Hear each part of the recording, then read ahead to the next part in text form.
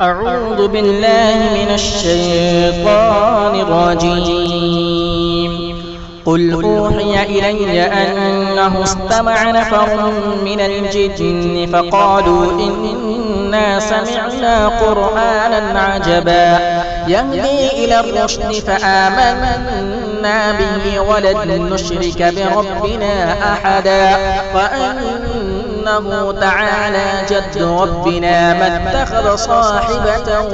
ولا ولدا وأنه كان يقول سفيهنا على الله شفقا وأنا ظننا أن لن تقول الإنس والجن على الله كذبا وأنه كان رجال من الإنس يعوذون برجال من الجن فزادوهم رهقا وأنهم ظنوا كما ظننتم أن لن يبعث الله أحدا وأنا لمسنا السماء فوجدناها مليت حرسا شديدا وشهبا وأنا كنا نقعد منها مقاعد للسمع فمن يستمع الآن يجد له شهابا رصدا وأنا لا ندري أشر أريد بمن في الأرض أم أراد بهم ربهم رشدا وأنا منا الصالحون ومنا دون ذلك كنا طرائق قددا وأنا ظننا أن لن نعجز الله في الأرض ولن نعجزه هربا وأنا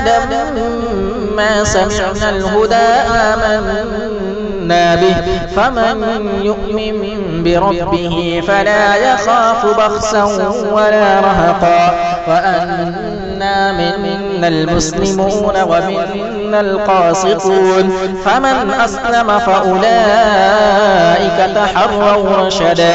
وأما القاسطون فكانوا لجهنم حطبا وأن لو استقاموا على الطريقة لأسقيناهم ماء غدقا لنفتنهم فيه ومن يعرض عن ذكر ربه يسلكه عذابا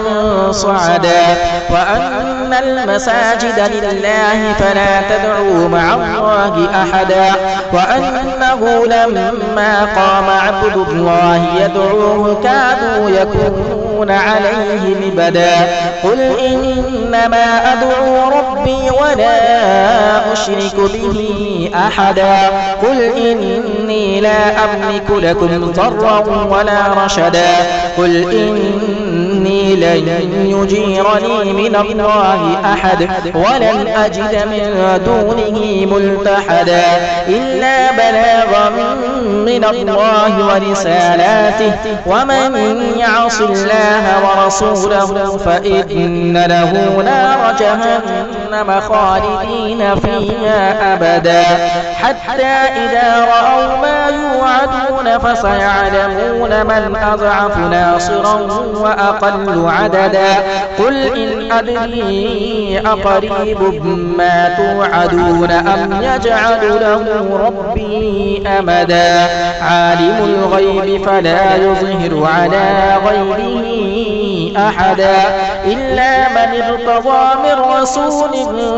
فإنه يسلك من بين يديه ومن خلفه رصدا ليعلم أن قد أبلغوا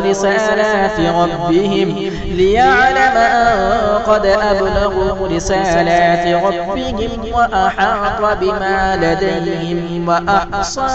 كل شيء عدا